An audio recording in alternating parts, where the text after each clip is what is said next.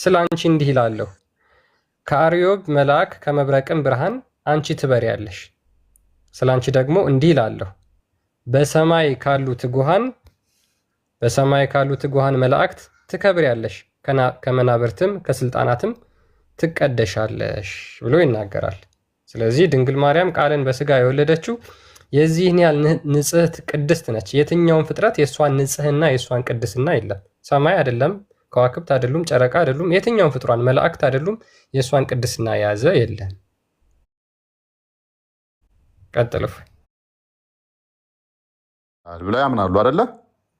ከሌሊቱ 1/3 አላህ ወደ ቅርቢቱ ሰማይ ይወርዳል ብለው ያምናሉ። ከአርሽ በላይ ያለው አካል ቅርቢቱ ሰማይ ውስጥ የሚገባ ከሆነ ሰማይን እንደ ሆድ አስቡት ብያችኋለሁ። ቆሻሻ ነው። ከማርያም አንጻር ሲታይ ሰማይ ፍጡሩ በጣም ያነሰና የወረደ ነው። ለኛ በቅድስና በንጽህና በልዕልና በክብር ማንም ፍጡር በእርሷ መጠን የለም ብለን ነው የምናምነው። ልዑል ማደሪያውን ቀደሰ እንደሚል ማለት ነው መዝሙረ ዳዊት። ሰው ከፀሐይም ትበልጫለሽ አለ። ከፀሐይ ብርሃን ከጨረቃም ድምቀት አንቺ ትበልጫለሽ። በደንብ አስተውሉ። ፀሐይ ቆሻሻን አድርቆ ንጹህ ያደርጋል። በደንብ አስተውሉ።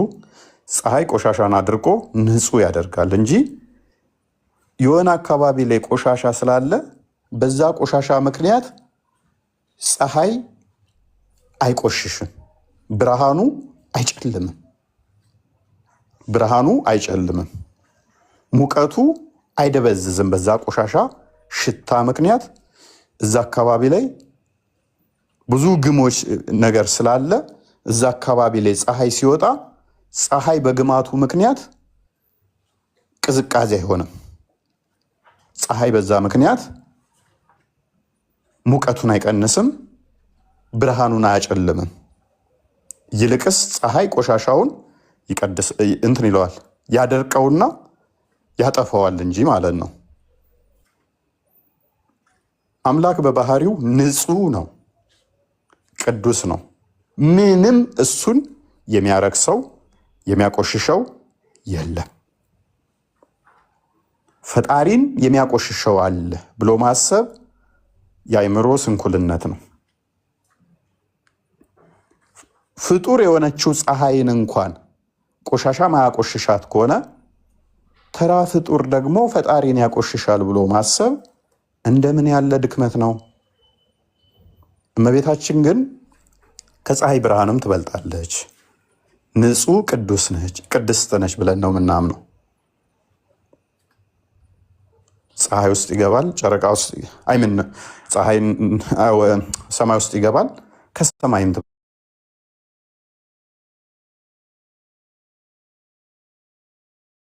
ትበልጣለች። ቀጥታ ነው የሚለው መጽሐፉ። የኛ አስተምሮታችን አረዳዳችን። አላህስ ወደ ቅርቢቱ ሰማይ ይወርዳል የሚለውን አንዴ ክፈትልን ክርስቲያን።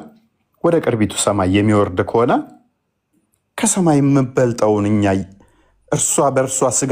ከእሷ ተገለጠ ማለታችን ለምን ከበዳችሁ ታዲያ? የነሱ አላህ ከማርያም የሚያንሰው አካል ውስጥ ገብቶ ሳለ ከማርያም የሚያንስ ፍጡር ውስጥ አምላካቸው ገብቶ ሳለ አንድ አይደለም ኢተርናል በሆነ ሁኔታ እየገባ ያለን አካል ማለትም በየቀኑ ወደ ቅርቢቱ ሰማይ ስለሚገባ ማለት ነው። ያ ሆኖ ሳለ ለምንድን ነው ካዳ ስድብ መስሎ የታያቸው? ለምን ስድብ መስሎ ታያቸው? አንብቦ ኦኬ እሺ። ሳይ አልቡካሪ 1145 ላይ እንደዚህ ብሎ ይናገራል። ናሬትድ አቡ ሁሬራ እንደተረከው አላህስ ሜሴንጀር ሴድ የአላህ መልእክተኛ እንደዚህ አለ። Our Lord the Blessed, the Superior, comes every night down on the nearest heaven to us when the last third of the night remain. ምን ይላል? የላቀውና የተከበረው ኃያሉ አላህ ይላል ሁልጊዜ ሌሊት የሌሊቱ 1/3 ክፍል ሲቀር ወደ ቅርቢቷ ሰማይ ይመጣል። ወዴት? ወደ ቅርቢቱ ሰማይ ይመጣል። ከዛ እንደዚህ ይላል እያለ ይቀጥላል። Is there anyone to invoke me? ማነው እኔን የሚጠይቀኝ ሰው አለን? So that I may respond to his invocation. የእሱን ልመና የመመልስለት። ኢዝ ኤኒዋን ቱ አስክ ሚ የሚጠይቀኝ ሰው አለን? ሶ ዛት አይ ሜይ ግራንት ሂም ሂዝ ሪኩዌስት የእሱን ፍላጎት ምሞላለት ወይም ደግሞ ማደርግለት ይላል። ኢዝ ዜር ኤኒዋን ሲኪንግ ማይ ፎርጊቭነስ የኔን ይቅርታ የሚፈልጋለን? ሶ ዛት አይ ሜይ ፎርጊቭ ሂም እኔም ይቅርታ የማደርግለት ብሎ ይናገራል ማለት ነው። ቡሊንግ ምናምን ዝም ብሎ በቃ ይመጣል። አስቸጋሪ ነው። ያ ኤኒዌይስ በደንብ አስተውሉ። እንግዲህ አላህ ወደ ቅርቢቱ ሰማይ ሁሌም የሚመጣ ከሆነ የኛ አምላክ በስጋ መገለጡ ለምን ከበዳቸው? ካለ የነሱ አምላካችን ብለው የሚያምኑት አካል ሁሌም የሰማይ ሆድ ውስጥ እየገባ ሳለ እኛ ላይ ለምንድን ነው እሱ ካዳ እንደዚህ ክፋት መስሎ የታያቸው? በጭቃ ጠፍጥፎ አብኩቶ አጨማልቆ ፈጥሯቸው ሳለ የነሱ ግዑዝ የሆነ አካል ስለሆነ ይቆሽሻል ብለው ባይምሯቸው ያሰቡት አካል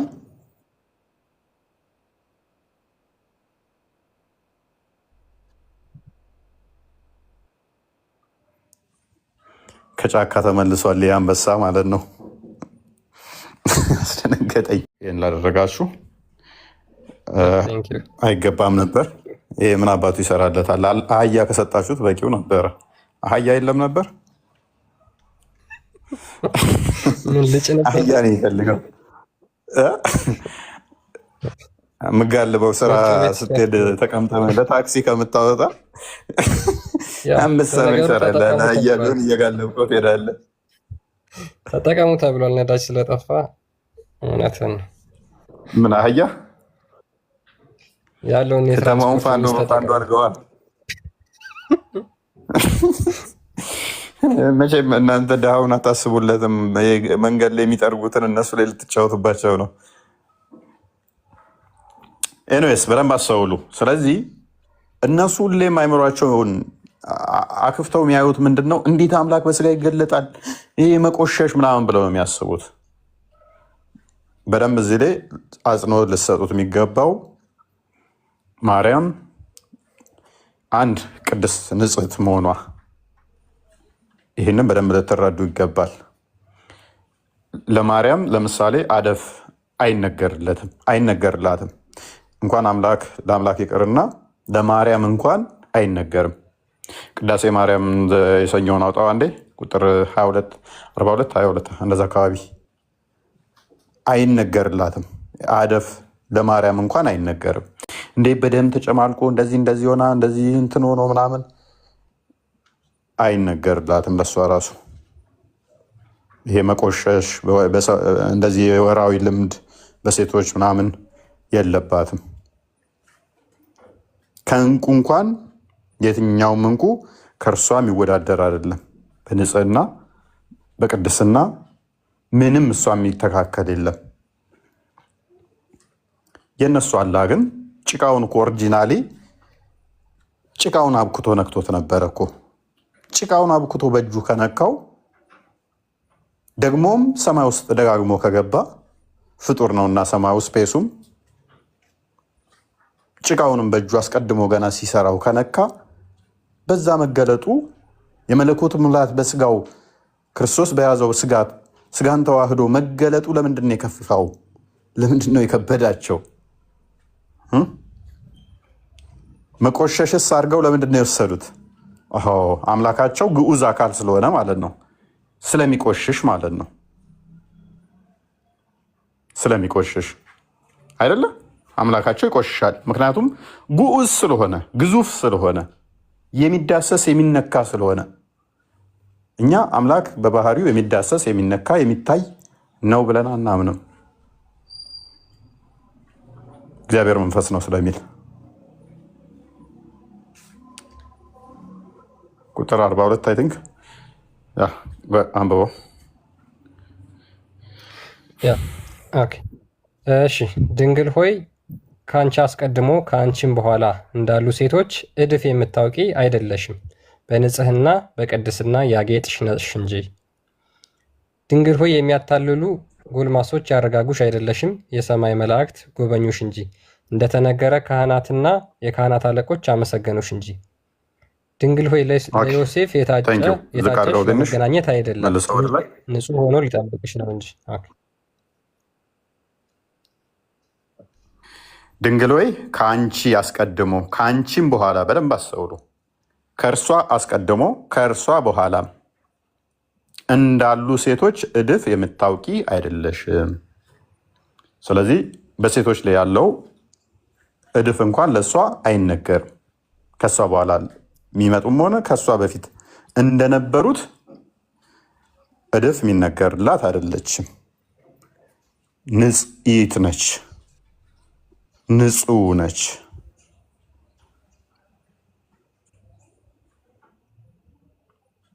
ይሄ ባይነገር እንኳን ፎር ሴክ ኦፍ አርጉመንት ይሄ ባይኖር እንኳን ይሄ ባይነገር እንኳን ቅድም ባልኳችሁ መሰረት አምላክን የሚያቆሽሸው ነገር የለም። እርሱን የሚያቆሽሸው ፍጡር ፈጣሪን የሚያቆሽሸውና ፈጣሪ ላይ ተጽዕኖ የሚያመጣበት ነገር አንዳች የለም። እኛ ከገነት ከወጣን በኋላ እኮ ነው ባክቴሪያዎች ለእኛ ህመም ምክንያት የሆኑት እኮ በገነት ውስጥ እኮ ህመሙ የለም። ህመሙ በሌለበት ላይ ቆሻሻ ኢፌክት ራሱ ተጽዕኖ ራሱ ሊያመጣብህ አይችልም እኮ።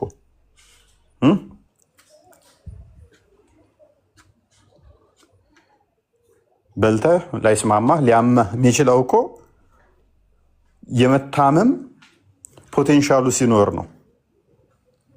ሰውነትህ ደካማ ሲሆን ማለት ነው። በገነት ውስጥ ያ ነገር ነበር። በልተው ያማቸው ነበር። የሆነ ቮሚስ ሲያደርጋቸው ራሳቸውን ሲያዞራቸው ምግብ ፉድ ኮንታሚኔሽን ምናምን ነገር ነበረ።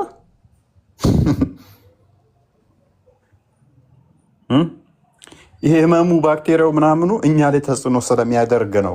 ቆሻሻ ራሱ ከኛ አንጻር ነው የሚነገረው፣ ከኛ አንጻር ነው። ፈጣሪ የፈጠረው ደግሞ ሁሉ ቅዱስ ነው ማለት ንጹህ ነው። ሁሉ ንጹህ ነው። ፈጣሪ ሁሉም ፈጠረ፣ ንጹህ ነው። ከኛ አንጻር ከሚያመጣብን አንጻር እኛ ላይ ካለው ተጽዕኖ አንጻር ቆሻሻ ተብሎ ሊነገር ይችላል። እኛ ላይ ከሚያደርስብን ተጽዕኖ አንጻር እንጂ ፈጣሪ የፈጠረ ሁሉ ንጹህ ነው፣ ንጹህ ነው። ለዚህ ነው ፈጣሪን ምንም ያቆሽሸው ምንም እንትን የሚለው ስለሌለ ለምሳሌ ቀሌምንጦስ መጽሐፈ ቀሌምንጦስ ላይ ምዕራፍ 11 ቁጥር 42 አንድ ቼክ አድርገው ክርስቲያን አንድ አሪፍ አለ ለሙስሊሞች መድኃኒት የምትሆን ጥቅስ አለች።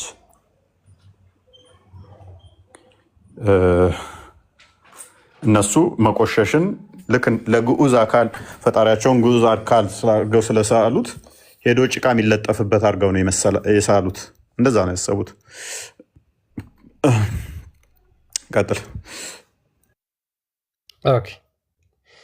እግዚአብሔር ባልተባረከ ቦታ አይገኝም የሚል ካለ እግዚአብሔር ሁሉን የሚቀድስ እንጂ የሚረክስ ወይም የሚያረክስ አይደለም የሚለውን አላስተዋለምና የተረገመ ነው።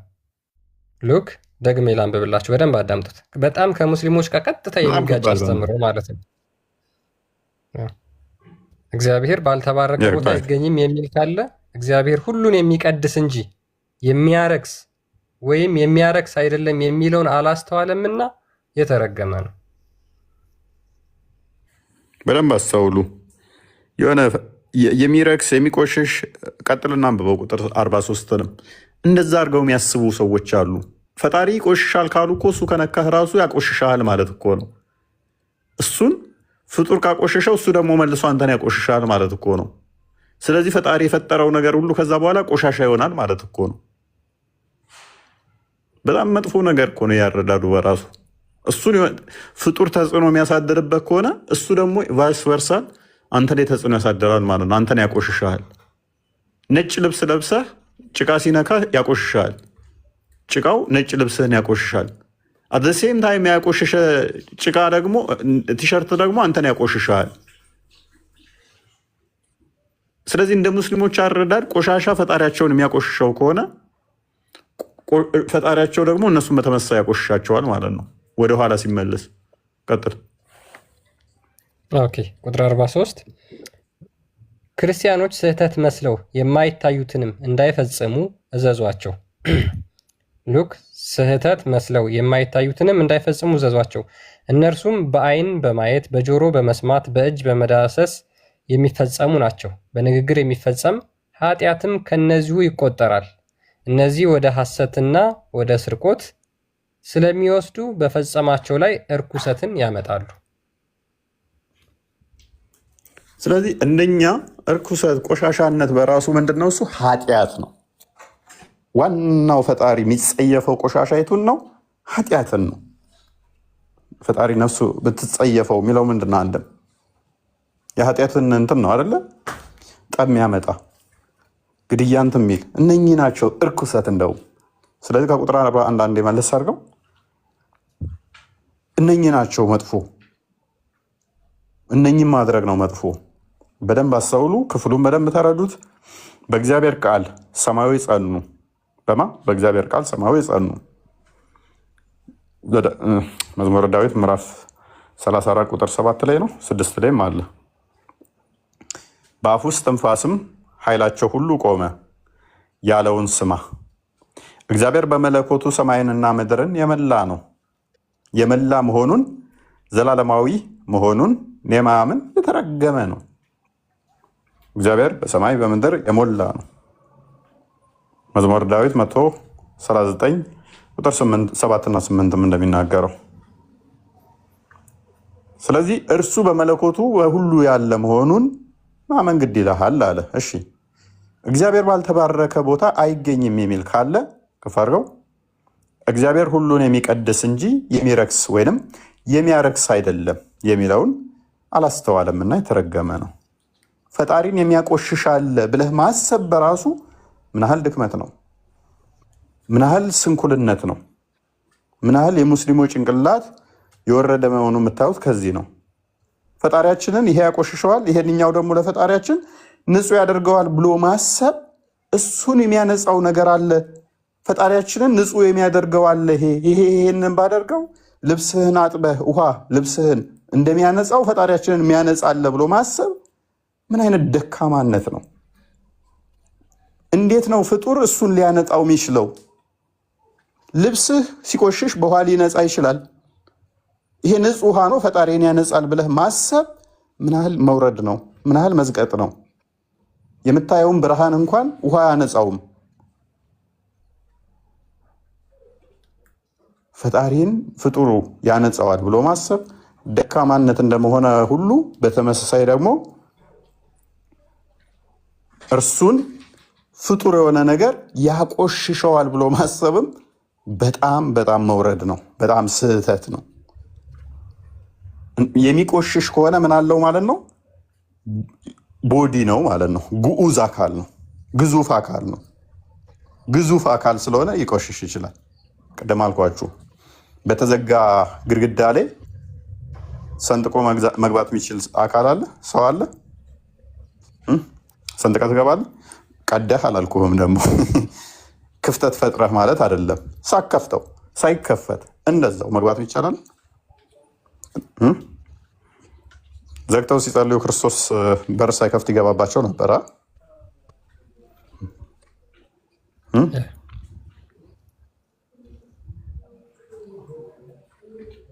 ስለዚህ ለክርስቶስ በደንብ አስተውሉ።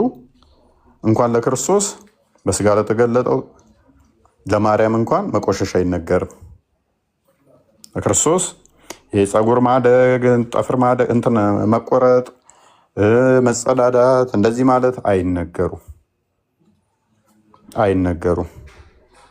ለማርያምም አይነገርም። የሉምም፣ እንደዚህ የተጻፉም የሉም፣ እንደዚህም አይነገሩም። አንድ ሁለተኛ አምላክ በባህሪው አስቀድሞ ቃል ስጋን ሳይዋሃድ በሁሉ የሞላው እርሱን የሚያቆሽሸው የሚቆሽሽም አይደለም። በዚህ ጋር እንዴት ተገኘ እዛ ጋር እንዴት ተገኘ የሚባልም አይደለም። ሁሉን የሚቀድስ እንጂ እሱን የሚቀድሰው የለም። ሁሉን የሚያነጻ እንጂ እሱን የሚያነጻ ፍጡር የለም። ፍጡር እሱን ያነጻዋል ማለት ፍጡር ከመፈጠሩ በፊት ፈጣሪያችን ቆሻሻ ነው ብለው እያመኑ ነው ሙስሊሞች ማለት ነው። ፍጡር ፈጣሪያቸውን ንጹህ የሚያደርገው ከሆነ ወይንም ደግሞ ተቆሻሻ የሚያጠራው ከሆነ ፍጥረትን ከመፍጠሩ በፊት ቆሽሾ ነበረ፣ ቆሻሻ ነበረ። ከዛ የሆነው አንደኛው ፍጥረት መጣና ፈጣሪያቸውን ንጹህ አደረገው ማለት ነው። ሳይታጠብ ቆይቶ ውሃ ከሆነ የሚያነጻው ፈጣሪያቸውን ንጹህ የሚያደርገው በውሃ ነጻ ማለት ነው። ይሄ በጣም ክፉ ትምህርት ነው። ፈጣሪያቸው ልክ እንደ ሰው መቁጠር ነው። ቃል በስጋ መገለጡ እንዲህ እንትን ካላቸው ወይንም ቆሻሻን ከመነካካት ጋር ካሰቡ ቃል በማርያም ማዕፀን ማደሩ ከአብ እቅፍ ሳይጎል በማርያም ማዕፀን ማደሩ ከንጽህና ጋር የሚያያይዙት ከሆነ አምላካቸው አስቀድሞ እነሱን ራሳቸውን ሲፈጥራቸው ሴቷንም ወንዱንም እስከነ ማዕፀን እስከነ ብልታቸው እስከነ ቃጭላቸው ሲሰራቸው አላህ በእጁ ነው የሰራቸው። በእጁ ነው የሰራቸው። 38ኛውን ሱራ 75ኛውን አያት የክፈተው። ያ ቃጭሉን ራሱ ሲሰራው በእጁ እየሰራ ነበረ። እያድበለበላ ባቡ ማሙ እያለ ለሴቷም ብልቷን ሲሰራ በእጁ ነው የሰራው። ይሄ ሜታፎሪክ ነው ብላችሁ አታምኑ ማለት ለሙስሊሞች። አምላክ በማህፀን እንዴት ይወጣል ማለት አዳምና ሔዋንን በእጁ አላህ የሰራው አልነካውም ማለት ነው። በእጆቹ ስለሰራው ነክቶታል ብላችሁ ነው የምታምኑት።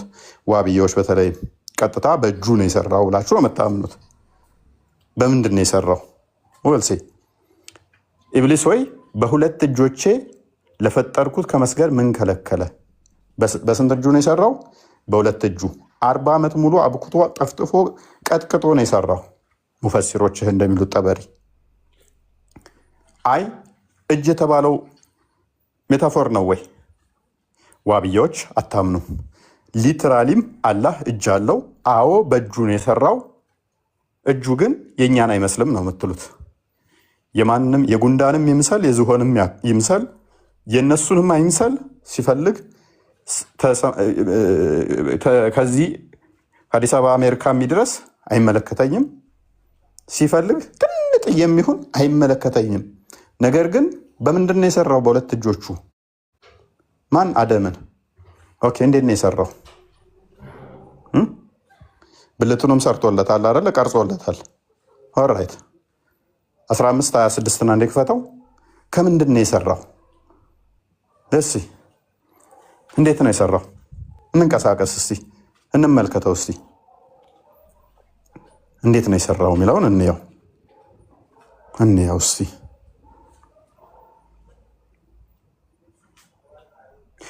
ሰውን ከሚጨለጨል ሸክላ ከሚገማ ጥቁር ጭቃ በእርግጥ ፈጠር ነው ይላል አላህ። ልክ እንደ አሸንጉሊት አደምን አብክቶ አጨማልቆ በምንድን ነው የሰራው? ከሚገማ ጭቃ። ስለዚህ አላህ የሚገማ ጭቃን ሲነካ አደምን ከነካው ከሰራው በኋላ ታጥቧል? አልታጠበም? ምክንያቱም አሁን ከሚገማ ጭቃ ሊትራሊ በእጁ ሰርቷል ብለው የሚያምኑት በደንብ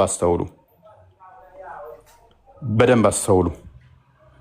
ሊትራሊም በእጁ ሰርቶታል ብለው ነው የሚያምኑት። ይሄ ሜታፎሪክ ነው፣ ምሳሌያዊ ነው፣ ተዊል ይደረጋል ብለው አይደለም የሚያምኑት። ሊትራሊ በእጁ ሰርቶታል። እጁ ግን የእኛን አይመስልም ነው። ሁኬርስ ማንንም ይምሰል አይምሰል ምን አገባን? ጥያቄያችን እሱ አይደለም። እኛ ግን በእጁ ሰርቶታል። ስለዚህ አላህ ያ ጭቃን ታጥቧል አልታጠበም? ታጥቧል አልታጠበም? ኦኬ። ቃል በስጋ መገለጡ ቃልን ያቆሽሻል ብላችሁ ነው እናንተ አሰባችሁት። እኛ እንደዛ እናስብም፣ እኛ እንደዛ እናምንም። የሚያቆሽሻው ስለሌለ ምንም። የእናንተ ግን ገና ስጋውን ሲሰራ አዳምን ጭቃውን አብኩቶ እኮ ነክቶታል። አልቆሸሸም ማለት ነው። እናንተ ጋር ሲሆን አልቆሸሸማ፣ ቆሽሿል ማለት ነው። እናንተ ጋር ሲሆን እንዴት ነው? ቢቆሽሽም ችግር የለውም ነው። እንዴት ነው ነገሩ? ወዴት ይሆናል ነገሩ? ወዴት እንዴት አድርጋችሁ ታስማሙታላችሁ? ይሄንን ጀሚዕ ተርሚዚ 2955ን ክፈት እስቲ። እንዴት ነው እሱ ጭቃውን ያቦካው? ጭቃውን እንዴት ነው ያመጣው? ኬት ነው ያመጣው ጭቃውን?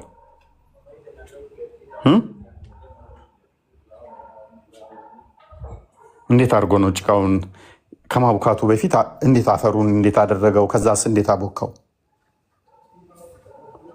እንዴት አድርጎ ነው የሰራው? ክርስቶስ በስጋ መገለጡ እንዲህ ከከበዳችሁ በቀላሉ ምን መሰላችሁ? እሳት አለ አይደለ? እንትን አለ፣ ሙቀቱ አለ። ሙቀት ብረቱን ሲነካውና ልክ ብረቱ እሳቱ ደግሞ ብረቱን ሲዋሃድ ብላችሁ አስቡት። ሉክ ብረቱ እሳቱን ሲዋሃድ ልክ ብረቱ ፍም ሲመስል እሳቱን ከብረቱ አለዩም፣ ብረቱም ከእሳቱ አለዩም አይደለ? ተዋህዶታልና ቀይ ሆኖ ፍም ሆኗል ብረቱ። ቃል ስጋን ተዋህደ ስንል አንለይም እኛ የመለኮት ሙላት በሰውነቱ ተገልጦ ስለሚኖር ማለት ነው። ልክ ብረቱ ከእሳቱ እንደማይለይ ይሄ ብረቱ ነው ይሄ እሳቱ ነው ብለን አንከፋፍለው። የብረቱ አለ እሳቱ አለ፣ ሁለቱ አካል ግን አንድ አካል ሆኗል። ቢመታም ብረቱን የተመታው እሳቱን አልተመታም አትሉም። አንድ ባህሪ ስለያዙ አሁን እነሱ ይሄንኛው ቆሽሿል ነው። ኦኬ ብረቱን ስነካው ግን አልቆሸሸም ነው። ስነካው መንካትና መዋሃድና አሁን ያመጡት ማለት ነው ከመቆሸሽ አንጻር እነሱ። ኦኬ እንዴት ነው እሱ የወሰደው? ቀጥላም በዋዲሱን ኦኬ ያ ይሄንን አደምን እንግዲህ ከገማ ጭቃ እንደፈጠረው በሱራ 15 ቁጥር 28 እና ከ26 ጀምሮ ተቀምጧል። ያ ጭቃ ደግሞ እንዴት ነው አላህ አድርጎ የወሰደው በእጁ የሚለውን እዚህ ሐዲስ ላይ መሐመድ እንደዚህ ብሎ ተናግሯል። The messenger of Allah said የአላህ መልእክተኛ እንደዚህ አለ Indeed Allah most high created Adam from a handful that he took from all the earth ምን ይላል? አላህ ጭብጥ አፈርን ከመላው ምድር በእጁ ጨብጦ ወሰደ። ሉክ ከመላው ምድር በእጁ አፈርን ጨብጦ ወሰደ። So the children of Adam come in according with the earth. Some of them come red, white, black, and in between. That and the thin, the thick, and filthy, and the clean. ምን ይላል? የአደም ልጆች በዚህ ምክንያት ነው ከመላ አፈር ስለተሰሩ ነው። ግማሹ ቀይ፣ የተወሰነው ነጭ፣ የተወሰነው ጥቁር የሆነው፣ የተወሰነው ቀጭን፣ የተወሰነው ወፍራም የሆነው፣ የተወሰነው ቆሻሻ፣ የተወሰነው ንጹህ የሆነው ይላል። ስለዚህ ከመላ አፈር ወስዶ ስለሰራው ቆሻሻም አለ ምን አለ ንጹህም አለ። ንጹህም አፈር በእጁ ወስዷል፣ ቆሻሻም አፈር በእጁ ወስዷል ማለት አላህ። ቴንክ ዩ። እና ታዲያ እነሱ አላህ ቆሻሻ ጋር ሲነካካና ሲይዝ ቆሽሿል አልቆሸሸም? አሁን ቆሻሻውን ሲጨብጥ እንዴት ነው ቆሽሿል አልቆሸሸም? አሁን እንዴት ነው እሱ? አላህ ታጥቧል አልታጠበም? እንዴት ነው ነገር? ቢታጠብም አይለቅም እፎይ። በነገራችን ላይ ቢታጠብም የማይለቅ መሆኑን የምታየው በምን እንደሆነ ታውቃለህ? የሚጣበቅ ነው። ሱራ 37 ቁጥር 7 ላይ ምን ይላል? እኛ ከሚጣበቅ ጭቃ ፈጠር ናቸው። ምኑ ላይ ነው የተጣበቀው? ቆይ የሚጣበቅ መሆኑን በምን አወቁት? ገና ሲፈጥረው እሱ ላይ የተጣብቆበት ነው አይደለ? ያ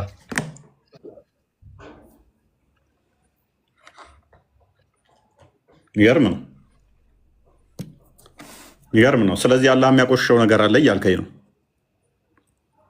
ያ አላህ አንዱን ግም አንዱን ንጹህ አድርጎ የፈጠረበት ጭቃ ያ የሚጣበቅ ጭቃ ነው፣ የገማ ጭቃ ነው። ግም ጭቃ ይለዋል ደግሞ ሱራ 15 እዛው ቁጥር 33 ላይ ግም ጭቃ ብሎ ይናገራል። አሁን እኮ ምንድነው መሰለ ትልቁ ችግሩ ሙስሊሞች አላህ ሊትራል የሆነ እጅ አለው ብለው ያምናሉ። ሊትራል እጅ እንደው የኛን አይምሰል እንጂ ለራሱ በሚገባው መጠን እጅ አለው ብለው ይናገራሉ። በዛ እጁ ደግሞ የተለያዩ ዓለማት ላይ የሚገኙ ጭቃዎችን ወስዶ ከሰራ ሰዎች ደግሞ የሚለያዩት ንጹህና ቆሻሻ አስቀያሚ የሆኑት በዛ ምክንያት ከሆነ አላህ ያንን ጭቃ ሊትራሊ በእጁ ነክቶታል ማለት ነው። መንካቱ ሁላ ሜታፎሪካል አይደለም። እኛ ጋር ግን መንካቱ ራሱ ነው እንደዚህ ሰውን በመልካችን እንደ ምሳሌያችን እንፍጠር የሚለውን ራሱ አባቶች ሲያብራሩ እሱን እንሄድበታለን። እግዚአብሔር እንደዚህ ከዛና ከዛ ጭቃ ሰብስቦ እንደዚህ እጅ ሊትራል ፊዚካል እጅ ኖሮ ሰራ ብለን አናምን። እንደዛ የሚል አስተምረው ስለሌለ ማለት ነው። የሙስሊሞቹ ግን ይሄ ሜታፎሪካል እንኳን አይደለም፣ ሊትራል ነው የሚያምኑት። ሉክ ያ ጭቃ ምንድነው? ከሚጨለጨል ሸክላ ከግም ጭቃ ለፈጠርከው ሰው ልሰግድ አይገባኝም። ኦኬ ሙስሊሞች አምላካችሁ በጭቃ ተጨማልቋል ወይስ አልተጨማለቀም? ሙስሊሞች በዚህ ርዕስ ተመሳሳይ ክርስትና ላይ ጥያቄ ማንሳት ትችላላችሁ፣ ገብታችሁ ይህን ከመልሳችሁ ማለት ነው። ርዕሱን ሳትለቁ ሽፍት ሳታረጉ ጥያቄውን ትመልሳላችሁ። ከዛ በኋላ እናንተም ይህንኑ ደግሞ ደብል ስታንዳርድ ውስጣችሁ ክርስትናውን መጠየቅ ዳውት ማድረግ ይቻላል።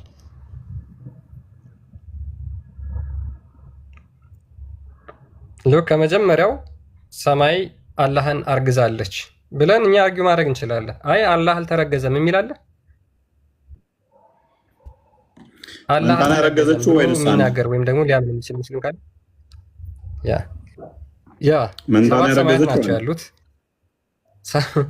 ሰባት ሰማያት ናቸው ያሉት። ሰባቱ ሰማዮች አላህን አርግዘዋል።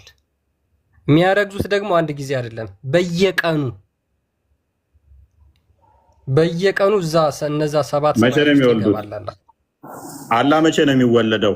ማነው ቻሌንጅ የሚያደርገን? አላህ አይወለድም የሚል አለ?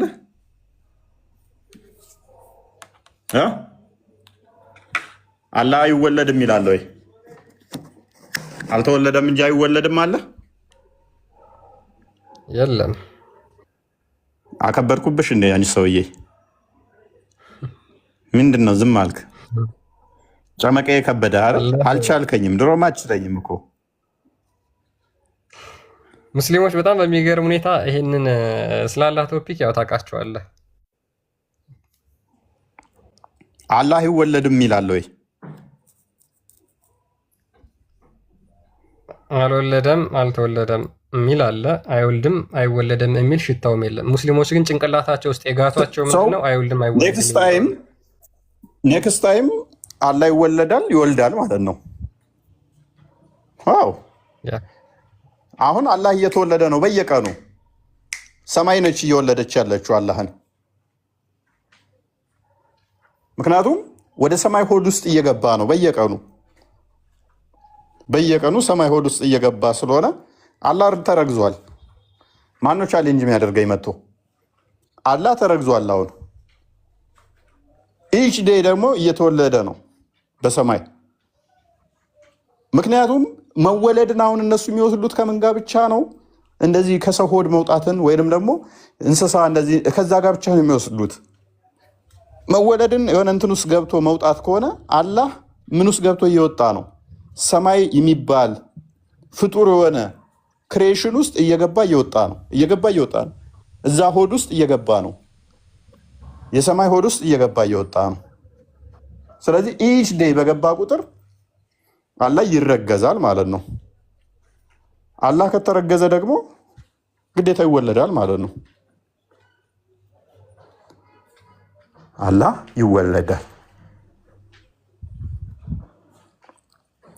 ኢብኑ ተማም እንኳን ደህና መጣህ።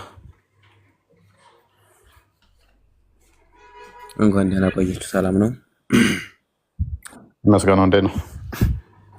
አልሐምዱሊላህ። አላህ ይወለዳል እያልክ ነው መሰለኝ። ጥያቄ መጠየቅ ይችላል? ይቻላል። ግን በመጀመሪያ አላህ አይወለድም የሚል ጥቅስ አለ? አሁን አለ። እሺ ጥቅሱን ንገረን እስኪ። ሱረቱል ኢኽላስ ላይ ቁል ሁወላሁ አሐዱን አላሁ ሰመድ ለም የሊድ ወለም ዩለድ ወለም የኩን ለሁ ኩፉወን አሐድ ቢሉ ሱረቱል ኢኽላስ ላይ ክፈትልኝ። ኦኬ ተርጉም ችግር የለውም ስለምናውቀው። እሺ ለም የሊድ ያለው ለም ያለው እንትኑ ማለት ነው። ለም ያለው አረብኛው ለም የሊድ የሚለው ማለት ነው ኢስቲምራርን ነው የሚጠቅመው እንዳል በአላህ ሲፈሰር ማለት ነው። ወደ አላህ ሲፈሰር ኢስቲምራር ማለትም መቀጠልን።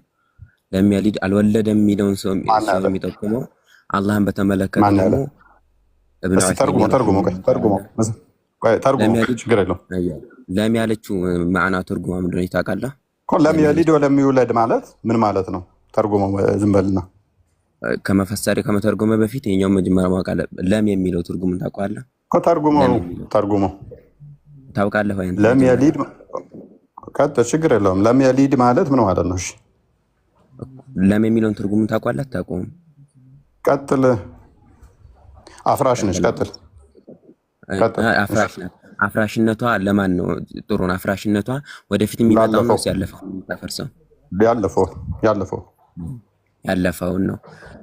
ያለፈውን ከማፍረስ ግን አላህን በተመለከተ ከሆነ ግን ወደፊት የሚመጣውንም ወደ እንትኑ ማን ያለ ማስረጃ ነው?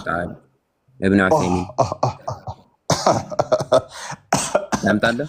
ኢብኑ ዑሰይሚን መቼ ነበር የነበረው ሰውየው? በእናትህ ለኦዲየንስ ከፍ አድርግና ንገራቸው እስቲ። ከፍ አድርገውና መቼ የነበረ ሰው እንደሆነ ንገራቸው። ከዛ ማስረጃውን እስቲ እናየውና ትንሽ ፈን እናደርግበታለን።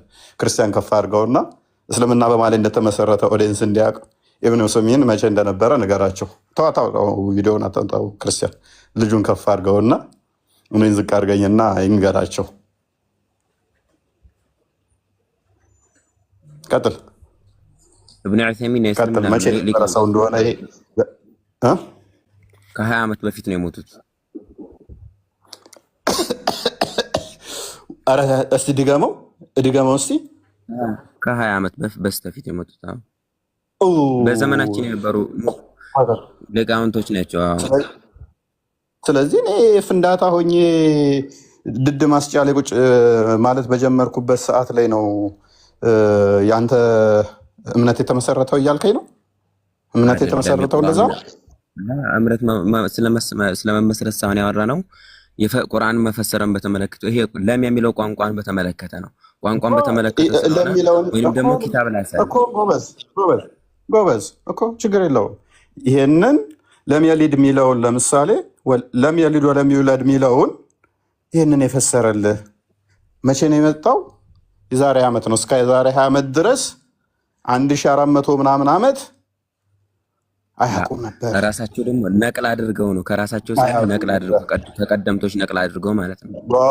እንደዛ ከሆነ ነብይህና ቁርአንህ ያለበትን ማስረጃ ስጠኝ። ነብይህና ቁርአንህ ያለበትን ማስረጃ ስጠኝ። ለምኑ? አላህ እንደማይወልድ ወደፊት ነው ያ እንደማይወለድ ማለት ነው። ምክንያቱም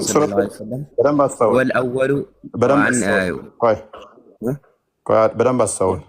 ሱረት ኢኽላስ የወረደበትንም አስባቡን እንዳዘነጋ ምን ተጠይቆ ይሄ ምላሽ እንደተሰጠ እንዳዘነጋ አብሮ ስለሆነ በተመለከተ የመጡ ሀዲሶች ደካማ ናቸው። ስለ ዘር ተጠይቆ ምናምን የሚለው ነገር ሀዲሱ ደካማ ነው፣ ضعيف ነው ሀዲሱ ضعيف ነው። እንትን የሚል ሀዲስ አለ ከፊል ዑለማዎች አጽድቀውታል።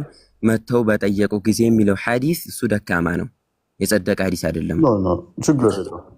ቆይ ደካማ ኢቭን ዳኢፍ ተውና ሙርሳል ቢሆን ከአንተ የተሻለ ነው በእስልምና ተቀባይነቱ። ሰንበዲ መቶ ሙርሳል ቢለው እንኳን ሙርሰል ተቀባይነት አለው። አንተ መረጃ እስኪ ሙርሰል ተቀባይነት እንዳለው ቆይ ተረጋጋ። 45% ያህል ተቀባይነት አለው። ቆይ አዳምጥ። 45% ያህል ተቀባይነት አለው which is ሙርሰል ሆኖ እንኳን በመጽሐፍ ውስጥ ይካተታል እንጂ ይሄ ውድቅ ነው ተብሎ አይጣልም። መጽሐፍ ውስጥ ይቀመጥና እንዲጠና ይደረጋል። ምክንያቱም ለምንድን ነው በደቂ ዳኢፍም ቢሆን ደካማ ቢባልም እንኳን ይሄ አያስፈልግም ተብሎ ከእስልምና መጽሐፍት ውስጥ አይወገድም። ለምን የተላለፈው በሙስሊሞች ነው። ትጠቀመዋለህ፣ ይቻላል።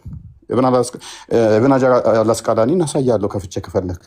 ለምንድነው እሱ የማይወገድበት ምክንያት? ቆይ ለምንድነው የማይወገድበት ምክንያት ተተባለ? አንደኛው ዳኢፍ ያለውን ሌላኛው መጥቶ ሳሂህ ሊለው ይችላል። አንደኛው ሙርሰል ያለውን በሌላ ሰንሰለት መጥቶ ዳኢፍ ወይንም ሙርሰል ማይሆንበት ሊፈጠር ይችላል። ስለዚህ ስኮላሮች አንደኛው ዳኢፍ ብሎት አንደኛው ሳሂህ ሊለው ስለሚችል የተላለፈው ዳኢፍም ሆነ ሙርሳልም ሆነ በክርስቲያኖች ወይም በአይሁዶች ወይንም ደግሞ ኢአማኝ በሆኑት አይደለም የተላለፈው መረጃው እስቲል በሙስሊሞች ነው የተላለፈው። ግን አንደኛው ሲያጠና ይሄ ሰውዬ የቡሃሪን ወይንም የሙስሊምን መስፈርት አያሟላም ወይንም ደግሞ ድክመት አለበት፣ ከዚህ በፊት ዋሽቶ ያውቃል ብሎ ሊያስብ ይችላል። ወይንም ደግሞ የማስታወስ ችግር አለበት ብሎ በእንደዚህ አይነት ምክንያት ዳኢፍ ሊለው ይችላል። የተቆረጠ ሰንሰለት አለው ብሎ ሙርሰል ሊለው ይችላል። ሌላኛው አጥንቶት ደግሞ በተመሳሳይ ሳሂህ ሊለው ይችላል። ከዚህም የተነሳ የእስልምና መጽሐፍት ውስጥ አብሮ ይቀመጣል። እንደ ቴዎሎጂ አይመሰረትበትም።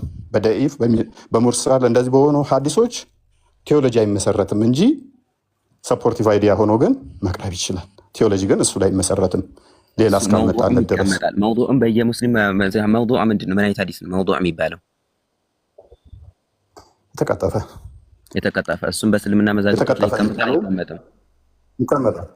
ይቀመጣል። ነገርኩህ እኮ ስቲል ቆይ መውዱም ሆነ ዳኢፍም ሆነ ሙርሳልም ሆነ እነኚህ ሳሂህም ሆነ ሐሰንም ሆነ የተጻፉት በሙስሊሞች ነው። ከሙስሊሞች ውጭ አይደለም የተጻፉት ወንድሜ። መጽሐፍቶቹም የሙስሊሞች ናቸው። የተገኘውም ሙስሊሞች መጽሐፍ ላይ ነው። ሌላ ሰንበዲ ቀጥፎ እስልምናን ለማቆሸሽ የከተታቸውም አይደሉም። ነገር ግን ስኮላሮች ሲያጠኑት አለ መሀል ላይ የሆነ ቀጣፊ ሰው ምናምን ሲኖር ሌሎቹ ቢኖሩም ራሱ የተቀጠፈበት ሀዲስ ተቀባይነት አይኖረውም። ግን የእስልምና መዛግብት ላይ ይቀመጣል። የእስልምና መዛግብት ላይ የተቀመጠው ደግሞ ለማስረጃነት አያገለግልም። አቡ ዳውድ ላይ የተቀመጠ ዳኢፍ የሆነ ሙርሳል የሆነ መውዱዕ የሆነ አምጥተህ አቡ ዳውድን ላይ የጻፈው ክርስቲያን ነው ወይንም አይሁድ ነው አይደለም የሚባለው አይደለም። ነገር ግን በእነኛ ውስጥ የተቀጠፈ ብሎ እነኛዎቹ እኮ እነኚህ ዳኢፍም ሙርሳልም ሐሰንም ሳሂህም የሚገኙት የሙስሊም መጽሐፍ ላይ ነው። ሲያጠናው ስኮላሩ ግን እነኚህን ግሬዶች ይሰጣቸዋል። እነኚህ ግሬዶች ደግሞ ይጠናሉ። ስለሚጠኑም ነው ባይዘ በደንብ እነኚህ ዳኢፍ የተባሉ ሀዲሶችን በደንብ ቼክ አድርጋቸው። አዙቤር እንትና ዳሩሰላም ዳኢፍ ብሎ ለምሳሌ ዙቤር ነው የሚባለው ስሙ አይዶ ነው በስርዓት ፕሮናንስ አድርገው ዳሩሰላም ዳኢፍ ዳሩሰላም ለምሳሌ ዳኢፍ ብሎ አልባኒ ግሬድ ሲሰጥ ሳሂህ ሊለው ይችላል። ዳሩሰላም ማን ነው? ቆይ ዳሩሰላም ይባላል። አሊም ሳይሆን ከእንትን ጋር የተያዘ ሀዲሳቶችን የሚያሳትምልህም ነው። የት ጋር ነው? አሳየኝ። ዳሩሰላም የሚለውን ግሬድ አይሰጡም። አሳዩኝ እስኪ ዳሩሰላም የሚባል ግሬድ የሚሰጥ አሳየኝ። አሳይ። ምን ታደርጋለህ? አሳይ። ምን ችግር አለው? ወቀው ስለማላውቀው ልወቀው ነው። ከዛ ትቀጥላለህ እኮ ዘሆል ሀዲሳቶችን እኮ የሚሰጥ ነው። ቼክ አድርግለት ክርስቲያን። እሺ እስከዛ ድረስ አዳምጥ። ስኮላሮች ለምሳሌ ኢማም አልባኒ በመን ጊዜ የነበሩ አሊም ናቸው? እሺ ኢማም አልባኒ ግሬድ ይሰጣሉ ያልከኝ ስለነበር በአባቴ ጊዜ ነበሩ። አይዋ እሳቸውም ግሬድ ይሰጡ ነበር። ቀጥልሽ። ዳሩሰላምን ታወጣለኛለህ? በአባቴ ጊዜ ማለት እንግዲህ ያ ማለት እንግዲህ አስበው። በአባቴ ጊዜ ማለት የዛሬ 87 ዓመት አካባቢ የነበረ ሰው ማለት ነው። ግሬድ ይሰጡ ነበር አይደለሳቸው? የዛሬ 80 ዓመት የተወለዱበት መቼ ነው? የሞቱበት ኢማም አልባኒ 1930 ምናምን አካባቢ የሞቱት። ኤግዛክትሊ እድሜውን ባላስታውስም እንደዛ አካባቢ ነው የሚሆነው። 1930 የሚል አንጣ። ኦኬ ችግር የለውም። መቼ ነው የሞተው? መቼ ነበር አንተ ብለህ ነው የምታምነው? አይቀጥ ፈጣራ የለም 1930 የሚል ካለ አንጣ ያልከው አንተ ስለሆንክ አንጣ። ኢማም አልባኒ በ19 አንጣ ራስህ ብለህ አውቃለሁ። በአባቴ እድሜ ብያለሁ። ስማንተ ነበረ 1931 እያለ ነው። እስኪ አምጡ አሳዩን እስኪ የሞቱበት 1930 ስማንተ ነበረ። መቼ ነው የተወለደው? እየጠየቅኩ አትጠይቀኝ። ለመጠየቅ ነው የገባሁት። ለመጠየቅ አይደለም፣ ለመጠየቅ ብቻ ነው የገባሁት። ችግር የለውም። ማውጣለት አንዴ በጣም እንደውም እድሜውን ከፍ አድርገለታለሽ። እኔ ከፍ አድርጌ 2000 አካባቢ መሰለኝ 1931 ነው ብለኸኛል እኮ የተወለደበት አካባቢ እንደዛ አካባቢ መሰለኝ። የሞተው 2000 አካባቢ ቅርብ ጊዜ ማለት ነው። ማክሲመም 80 ዓመት ነው። እሺ ከ31 ብለኸኝ ነበር። 1931 ብለኸኝ ነበር። ከፍ አድርጎልሃል እኮ እንደው 80 ዓመት እስቲ አስለዋለሁ። ችግር የለውም። በቃ በአባቴ እድሜ ነበረ ብያለሁ። ጓይድ አንዴ እንትን በለው ክፈተው እስኪ አይታየኝም ብዙ ኦኬ 1914 የተወለደው አይኔ ከላይ ያለውን ነበር ያየሁት። ከላይ ያለውን ባንዲራውን ነበር እያየሁ የነበረው። 1994 ማለት ስንት ዓመት ይመጣል? ስንት የተወለደ ያልከው ስንት ነበር ያልከኝ? ሞተ ያልከኝ ተወለደ ሞተ ያልከኝ የዛሬ 20 ዓመት ነው የሞተው ወንድማችን አይደለም። 31 ያለው በቅጥፈት ነው ማለት። እሺ ቀጥል። ዳሩ ሰላም ያለውንም ታወጣልኛል። ምኑ ነው ቅጥፈቱ? እንደውም እኮ ከፋው እስልምና የተመሰረተው እንዳለ እስልምና የተመሰረተው እንዳለ ምን ሆነ ማለት ነው? ምን እስልምና ስለመሰረቱ ለምናረው ስለ ሐዲስ ግሬድ ስለ ደረጃው ለማውራት ያዝ ነው። ሐዲስ ደግሞ እሳቸው የበፊቶችን የሰለፎችን እንትን በመከተል እንጂ ከራሳቸው ጻር ለሚናገሩት ማንኛው ኢማም አልባኒ ከራሳቸው ከኪሳቸው ሳይሆን በፊትን የራሳቸው የሰለፎችን መርህ በመከተል ነው እንጂ ከኪሳቸው የራሳቸውን ህግ አውጥተው አይደለም የሚናገሩት አይደለም። መልካም ሰለፍ የምትላቸው እነማን ነው? ማን ነው ሰለፍ የምትላቸው? ማን ነው ሰለፍ? እነማን ናቸው? እነ ኢማም አልቡኻሪ እነ ኢማም ሙስሊም። ኦኬ ኢማም ቡኻሪ እና ሙስሊም እነሱ ራሱ ይህንን ግሬድ በምን አወቁት? እንደዚህ ስጡ ብሎ የሰጣቸው መስፈርት አለ? የሰጣቸው መስፈርት ይህንም ማን ሰጣቸው? እነሱ ዕልመል ሐዲስ ከእንትኖች እየተማሩ ማለት ከምን ሰሃባዎች አሉ ከነሱ ማለት እነሱ ደግሞ ታቢዒዎች ስለነበሩ ኢማም አልቡኻሪ ማለት ቆይ ሙስሊምን ማን ነው? የትኛው ሰለፍ ነው ያስተማረው? ሙስሊምን አንድ ማስረጃ ብቻ በቡኻሪ እና በሙስሊም ብለኸኛል። የሙስሊምን እንትን ማን ነው ያስተማረው? የኢማሙ ሙስሊምን ነው። እሳቸው ኢማም አልቡኻሪ ሰለፍ ብለኸኝ ነበር እኮ። ኢማም ቡኻሪ ሰለፍ ነው እንዴ? ሰለፍ ነው። ኦኬ በነብዩ ጊዜ የነበረ ነው። ቆይ ችግር የለውም። በነብዩ ጊዜ የነበረ ነው ሰለፍ ማለት። በነብዩ ጊዜ የነበረ ማለት ነው። ቆይ ችግር የለውም። አሁን ሰለፎች ናቸው እነኚህ። ከዛ በማን የተማሩት? በካምፓኒያኖቹ ማለት ነው፣ በሳባዎቹ። ኦኬ ነብዩ ጊዜ የነበረ ቡኻሪ አልነበረማ። መች እንደ ሰለፍ ነው አልኩህ እንጂ ከሷሃባ ነው አላልኩህም እኮ። በሳባዎቹ የተማረ ነው አይደለ? ማን ቡኻሪ ነው። ቡኻሪ የሙስሊምን አይደለም አልከኝ። ምክንያቱም ኢማም ሙስሊም ኢብን አልሐጃጅ ነው የሚባለው። እሱ በሳባዎቹ እንዳልተማረ ተማመን። ቡኻሪ ግን መካ ነበረ። የት ሀገር ሰው ነው? አገሩንስ ያውቀዋል? እየተመላለሱ ነበር የሚማሩት። ሐታ አረብ ራሱ የት እየተመላለሱ ነበር? የት ማጋን ነው እየተመላለሰ የተማረው? ሐዲስ አለበት የሚሰጥበት በኢራቅ ኩፋም፣ አሁን ኢራቅም ሐዲስ የሚሰጡ መምህሮች አሉ። ወደ እነዛ ማን ነው ያንን እንዲያስተምር የሾመው ደግሞ ማን ነው? እና አቡ ዙርዓት አራዚ የሚባሉ ሸኽ አላቸው ኢማም አልቡኻሪ ማለት ነው። አሁን ከፍ አድርግና ማስረጃውን ክፈቶሽ። ቡኻሪን እንደዛ እንዲያስተምሩት እነኛ እንዲያስተምሩ ያዘዘባቸውን አንድ ማስረጃ፣ አንድ ብቻ እንዲያስተምር ያዘዘባቸው ማለት ሐዲስ እንደዛ እንዲያስተምሩ ከዛ እንደዛ እንዲተላለፍ አንድ የተሰጠባቸው እነኛ እንዲያስተምሩ የተባሉ አንድ ማስረጃ ብቻ። እምነት አሁን ማሌ እንደተመሰረተ አሳያለሁ። ቡኻሪ የሚባል ሰውዬ በመካ ያልነበረ አንድ የአይን ችግር የነበረበት ሀገሩ ላይ ያልነበረ ከ200 ምናምን አካባቢ የመጣ ስለ ሙሐመድ እንዳለ የነገረ ተረት ተረት ይሆናል ማለት ነው። አራ ሸህ አላቸው አቡ ዙርዓት አራዚ ሸሁ ናቸው። እንደዚህ በሰንሰለት ነብዩ ጋር ይደርሳል። ማስረጃውን ክፈት። ተረት ተረት ነው። አንድ ስልክ ነው ያለኝ። ሼካቸውን የሚነግር ማን ይሆናል ማለት ነው? ቡኻሪ ነብይ አይደለም ማለት ቡኻሪ ነብይ አይደለም። ነብይ አይደለም። ስለዚህ ሊሳሳት ሊዋሽ ይችላል ከኪሱ ከተናገረ። አዎ ስለዚህ ከኪሱ ላለመናገሩ ራሱ ቡኻሪ የተናገረውን አዲስ ማስረጃ ስጠኝ እስኪ። ራሱ ኪታቡ ቡኻሪ ለግባ ራስ አሁን እኔ አንድ ስልክ ነው ያስኩኝ። እዛው ላይ ሐደሰና እያለ ራሱ ሼሁን እየጠቀሰ ሂዶ ነብዩ ጋር ይደርሳል። እዛው ሐዲሱን ክፈት። ለምሳሌ ኢማም አልቡኻሪ አንድ ሐዲስ ክፈት። ስለዚህ ቡኻሪ ስለዚህ ቡኻሪም እንደ ልክ እንደ ነብይ እከሌ ነገረኝ እያለ ተናገረ፣ መጽሐፍ ጻፈ። ውጭ መጽሐፍም አልጻፈም፣ አክቹዋሊ መጽሐፍም እንትን አላለም። ወደ 666,000 ሐዲስ ዝም ብሎ ምን አለ? ጫላ ነገረኝ፣ ለጫላ ደግሞ አበበን የነገረው፣ ለአበበ ደግሞ ቶሎሳን የነገረው ብሎ ጽፎ ሰጠህ። ይሄንን ማስረጃ ስትጠይቀው ነብዩ ለምሳሌ ምን ብሎ አለ? እንደዚህ ያደርግናል። ለምሳሌ ራሱን ሊያጠፋ ተራራ ላይ ይወጣ ነበር ይላችኋል።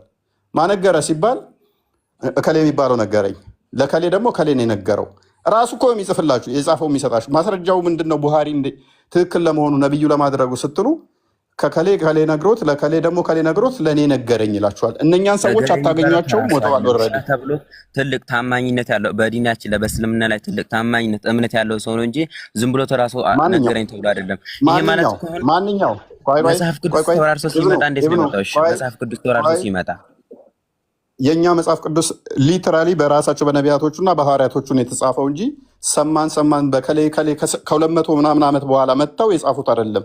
ኦልሬዲ በጊዜው በነበሩ ነቢያትና ሐዋርያቶች በደቀ መዝሙርቶች የተጻፈ ስለሆነ የእናንተ ግን ነቢያችሁ ከሞተ ከ100 ዓመታት በኋላ አዳምጥ፣ ከ100 ዓመታት በኋላ በዛ አካባቢ ያልነበረ ከ100 ዓመት በኋላ ውችዝ አሁን እኔ ብድግ ብዬ ስለ አድዋ ጦርነት አንድም መጽሐፍ ሳላገላብጥ ምን ማለት ነው?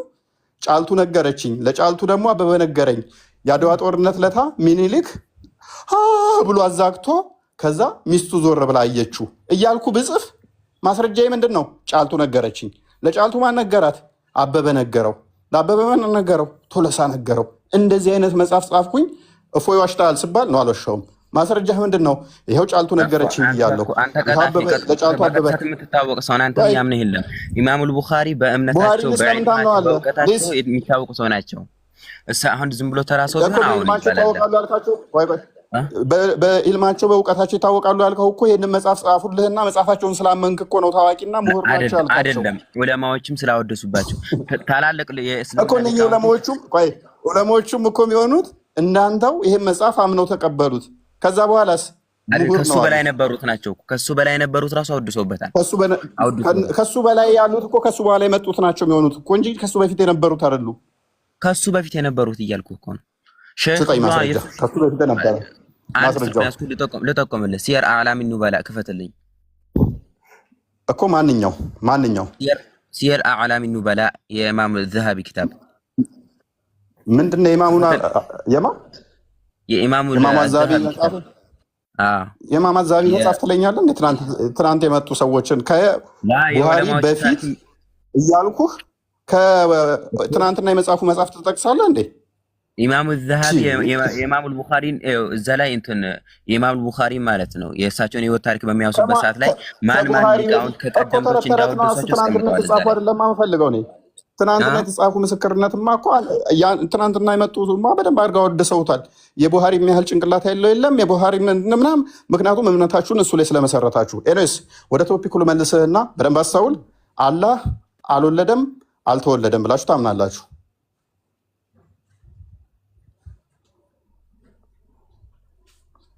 ናም ብሎ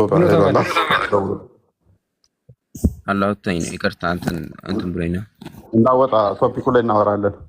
ከቶፒኩ ሽፍት ስለሆነን አላህ አልወለደም አልተወለደም ብለህ ታምናለህ? አሁን ኦኬ። ከሌሊቱ 1/3 ወደ ቅርቢቱ ሰማይ ደግሞ ይመጣል ብለህ ታምናለህ? አሁን ኦኬ። ምን ማለት ነው ወደ ቅርቢቱ ሰማይ ይመጣል ማለት? ይመጣል ይወርዳል የሚለውን ብቻ ነው የምናሰብተው። እንዴት ይወርዳል የሚለውን እንዴት አሁን አናውቅም። መተለን እኔ ከዚህ ከጠራ ላይ ወደ ቤት ውስጥ ይወርዳለሁ ቢባል እገባለሁ ምናምን፣ ይሄ ቤቱ ይሸፍነኛል ምናምን፣ ይሄ በሰው ልጅ ነው። አላህን በተመለከተ ግን ይወርዳል የሚለው ነገር እንጂ እንዴት ይወርዳል እንዴት አሁን አልተነገረንም፣ አናውቅም። ኦኬ መልካም። ኦኬ ይወርዳል። የሚወርደው ግን ራሱ ነው አይደለ? ራሱ አላህ ራሱ ይወርዳል። የኔ ያለው አለ አሁን ፈውቀል አርሽ ከአርሽ በላይ ይወርዳል እኮ ብለኸኛል ነው? አዎ ይወርዳል። ማዕካውን ከላይ ከመሆኑ ጋር አላህ Subhanahu Wa Ta'ala አንድ ሌሊት የሌሊቱ 1/3 ሲቀር ይወርዳል እኮ ይወርዳል። አሁን እኮ 1/3 የሆነባቸው ሀገራት አሉ። ወርዶ ሊሆን ይችላል እኮ። ለምን ከአርሽ በላይ ነው ትለኛለህ? እንዴት አሁን አናውቅም። መሰለን አሁን አንተ ከላይ ነህ ተብለህ አታውቅም ማለት የሰው ፍጡር ስለሆንክ በፍጡር አትቀረጽ። አናውቅም አታውቅም ማለት እኮ ወርዶም ሊሆን ይችላል ፕሮባብሊ ወይም ወርዷል ወይንም ደግሞ እዛው ሆኖ ስትሬች አድርጓል እያልከኝ ነው። ከሁለት አንዱ ነው የሚሆነው።